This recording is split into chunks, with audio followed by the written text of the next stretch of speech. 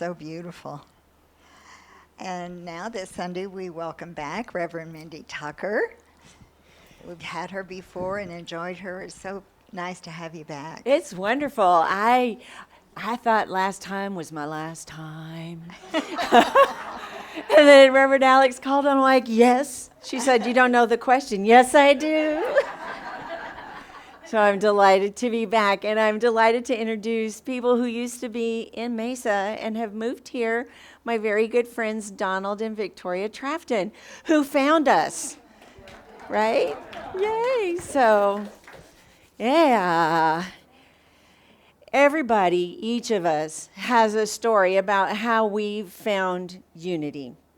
I've been in ministry for almost 20 years, and I still love and am excited about how each of us has a unique story about how we got into this new thought movement, how we found something with not same-minded people. We don't all think the same, which is good, but like-minded people. My friend Elizabeth came into Unity because she was in a relationship with someone who attended.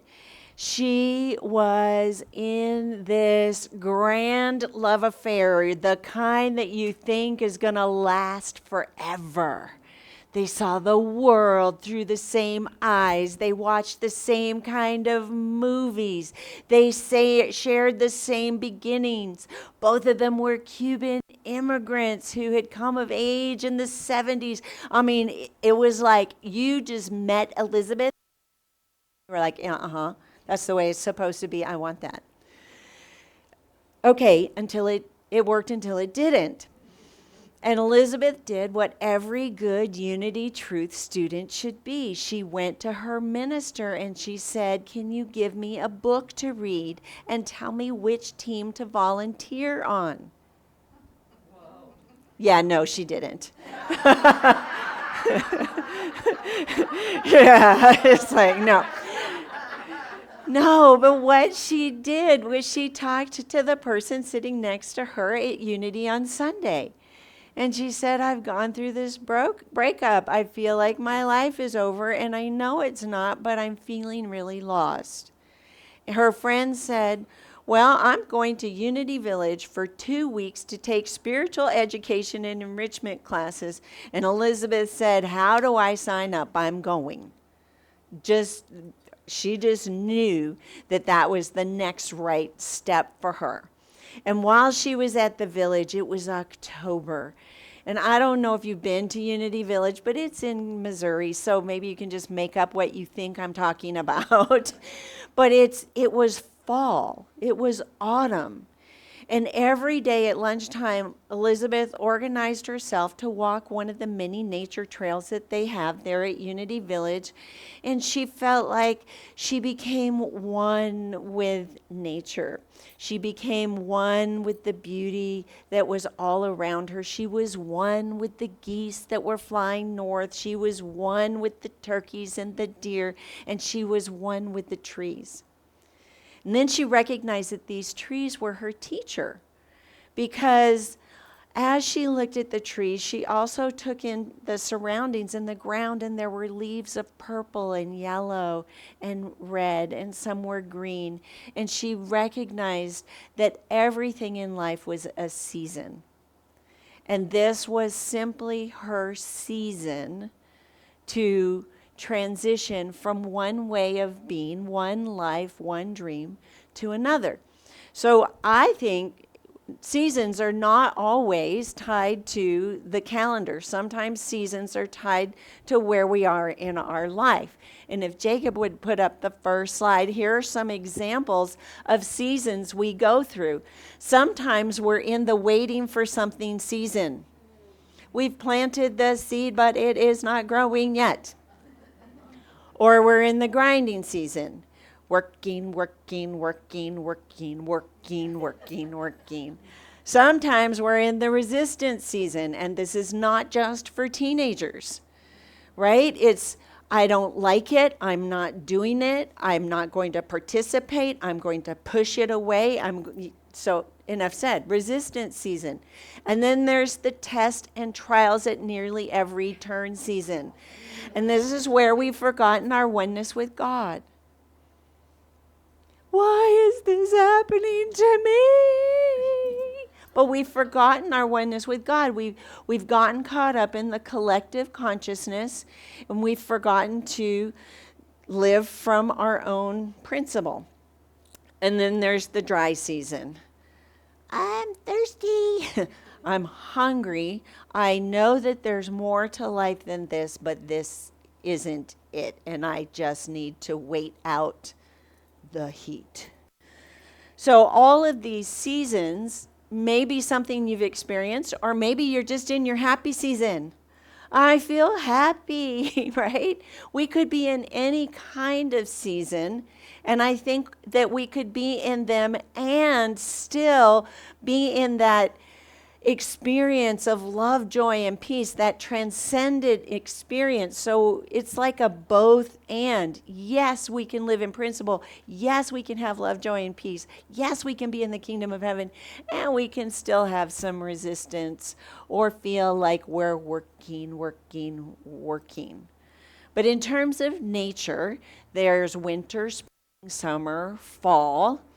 My father came from a long line of farmers. I don't know how many generations farming went back in his family. He grew up in the Midwest. He knew all about farming. I grew up born and raised in Honolulu. I knew nothing about farming. I mean, he had some stories, but really I knew nothing. So even though it was in my blood, even though farming's in my DNA, I really had to look up what it meant to harvest. What does it mean? Like, what's the process? If you turn to the next slide, it has been going on forever. In these little ancient things. But when you begin to harvest, the first step is that you reap and you cut off the stalk. So you have this stalk, and then there's the husk at the top. And then the next part is to thresh it. And in the olden days, they used to thresh it by hitting it. And you separate the husk at the top from the stalk, and the stalk becomes the straw. And then you winnow it. And when you winnow, you take that husk off of that beautiful seed. You take it off. That's the grain. That's the part that we find nourishing and blessing. So metaphysically, when you think about the harvest, it's like we grow. And we're always that beautiful grain, but we're there attached to something because that's what we need for nourishment until we don't. And then there we are, we have the husk, and metaphysically what we're doing when we remove that husk is we're removing any old outworn beliefs that have served us for a time, but now they don't, right? So metaphysically it's all a part of a process, but not only are we spiritual, we're human. And when we lose something, we grieve for it. It's like, oh, that kept me safe. That idea or that attitude or that belief or that practice kept me safe from something, and I miss it, and I don't want to change. Don't make me change, right? Don't make me change. We either want change or we don't. It's like we want nothing to change or we want everything to change, right? That's just kind of the spiritual way of life and of transformation. So in looking at this process of removing the husk, I came across a passage from Rabbi Luria, which comes, it's here, the teachings of Luria. He said, there isn't any sphere of existence, organic or inorganic, that is not full of holy sparks. The holy sparks are mixed in with the husk and need to be separated and lifted up.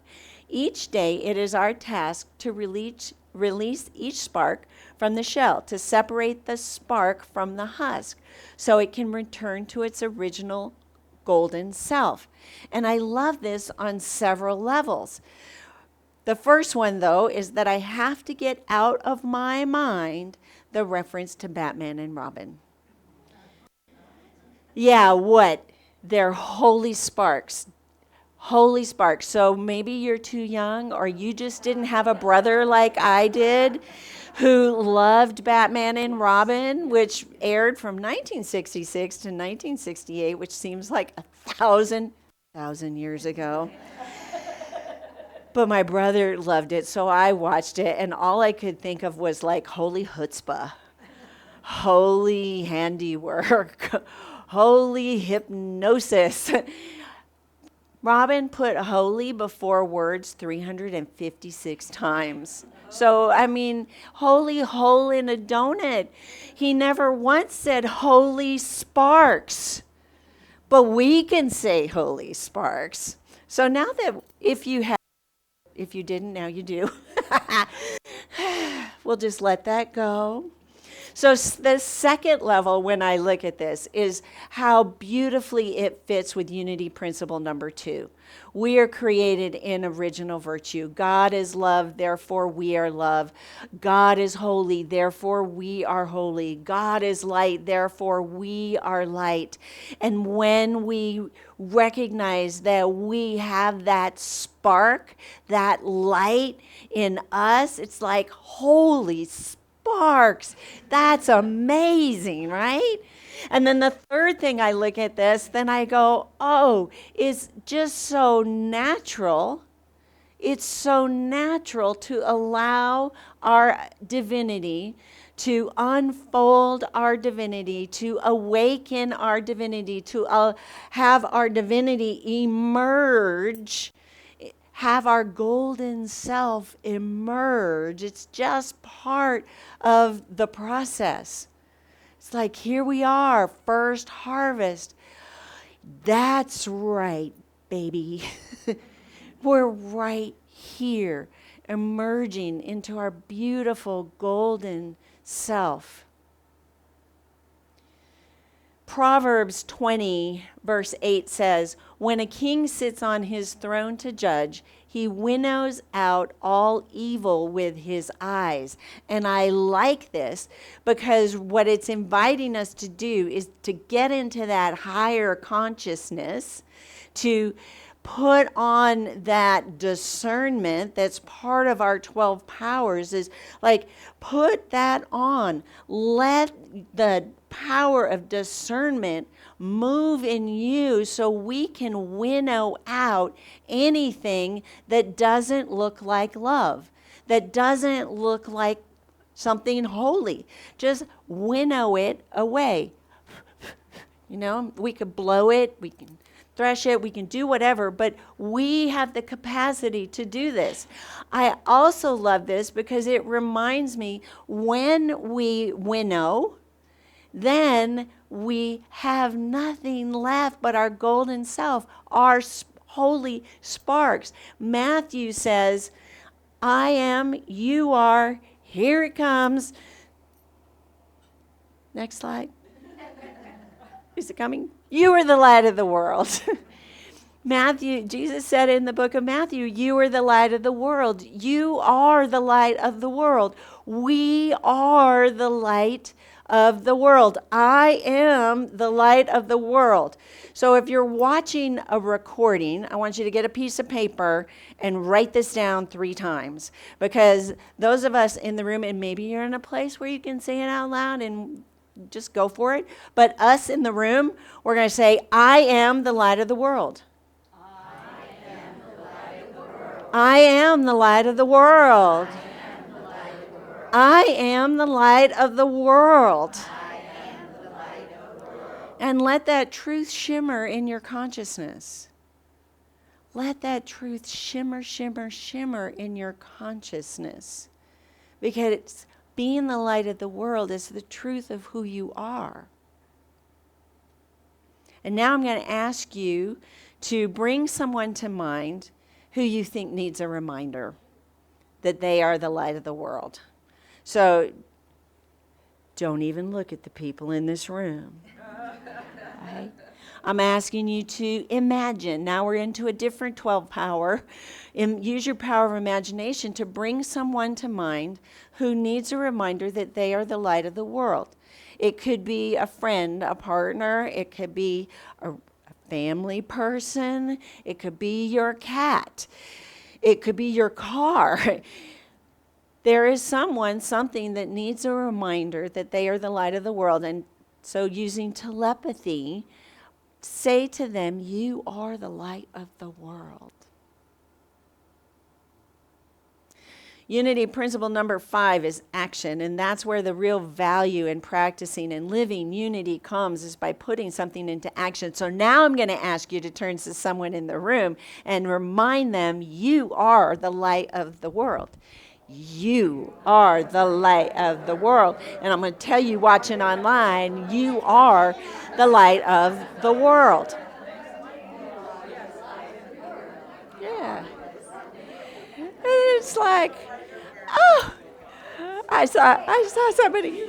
I'm the light of the world. I mean, it's like, how fabulous and wonderful to be reminded. How fabulous and to be seen for the golden self that we are, for the holy sparks that we have within us. There's a Christian writer and preacher out of San Antonio, Texas, named Max Lucado. Max Lucado and Unity have different philosophies, but that doesn't mean that we have good stuff to share. He tells the story about 4 candles and a man. One night in the man's neighborhood, there was a blackout. Now, the man was prepared, so he felt his way along the wall, opened the storeroom door, found his 4 candles, struck a match, and lit each one of them. And because he couldn't carry all 4 at the same time, he was going to leave 3 there, and he picked up the biggest one, and he was just about ready to leave the room when he heard the words, "Hey, wait a minute. Where do you think you're going?" And the man was like, who is talking? And he turned and he looked, and there in his hand, the candle had like a little face in the wax. I mean, a face that had eyes and cheeks and a nose and a mouth. And he said, "Are you talking to me?" And the candle was like, "Yeah, I'm talking to you, and I'm telling you that I am not going out there." And the man says, "But you have to go out there. It's dark, and your job is to shine light, and I need you to come out and be with me." And the candle said, "Oh, no, I'm sorry, I cannot do that." And the man said, "Why ever not?" And the candle said, "Well, you see, I have more research to do. I'm studying and perfecting what it means to be a candle. You have no idea the effect a distorted flame can have on the world. And therefore, I'm not ready, and I'm not going to go out there and make a." So the man says, "Okay, fine. I'll put you back on the shelf, and I can take these other 3 candles." And then together, those other 3 candles said, "We're not going." And the man says, "But why ever not? May I remind you? It is your job to shine light in the world." And one of them said, "Yeah, I know, but I'm meditating. I'm meditating on what it feels like to be the light. I'm meditating because, it's very enlightening." So then another one, now he's got 3. So the second of the 3 says, "I can't go out. I'm not ready and I'm not prepared. I'm not feeling very stable. So I can't." And then he looks at the final candle and he says, "What's your story?" And the candle says, "I," in a voice that can melt butter, "I have another purpose. My purpose is not to be a candle." And the man said, but. And he says, "My purpose is to sing to the other candles and help them be the best light they can be. Mine is not to shine a light. Mine is to support other people." And they all started singing "This Little Light of Mine." I love the imagery in the story. I love the imagery because I myself have used every one of those excuses not to shine my light, right? I'm researching it. I'm not ready. I don't feel stable. I'm meditating. Right? No, I'm a holy person. I can't do that, right? I think I'm not alone. I know I'm not alone. We use all of those excuses. But the first harvest is upon us. Our season is now. It is our time to release those holy sparks, to be the light of the world that we were created to be. Take a breath. Yep, it's your time. So I've created an affirmation for us to use to go into meditation. The day of harvest is at hand. I reap, thresh, winnow. I let my golden self be released to do the good I am intended to do. I let my light shine. So let's go through, say this together. Yeah, What excuses running through? I'm not ready. I think we should meditate and then maybe I'll say it. Yeah. Okay, together. The day of harvest is at hand. I reap, thresh, winnow. I let my golden self be released to do the good I am intended to do. I let my light shine. With all the holy sparks you can imagine, I invite you to come into this time of meditation. Taking a breath, if you're comfortable, closing your eyes with gratitude for the silence, with gratitude for the space to be, with gratitude for all the seasons of our lives, coming to this now moment where we are spiritually mature enough, courageous enough to pick up our husk, to say this attitude, belief, practice, habit served me and brought me to where I am. And now I release it.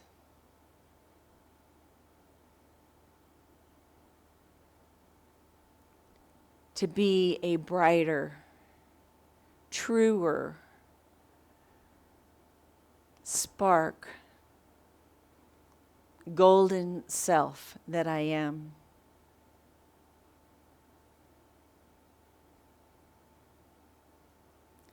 Breathing in and breathing out.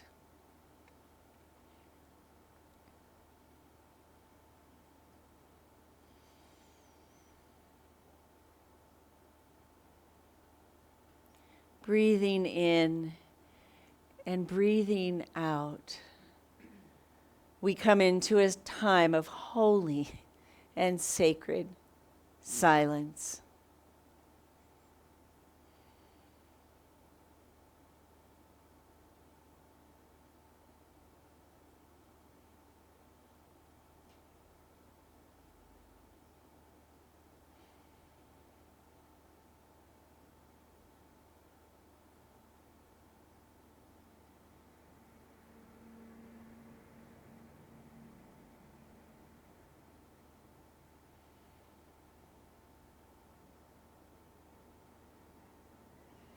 for the courage, the fortitude, the preparation that has brought us to this now moment. We immerse ourselves in gratitude. Gratitude for our choices, and gratitude for the generosity and the light that comes from within. We are the light of the world. We bless ourselves with our own light. We bless each other with this light.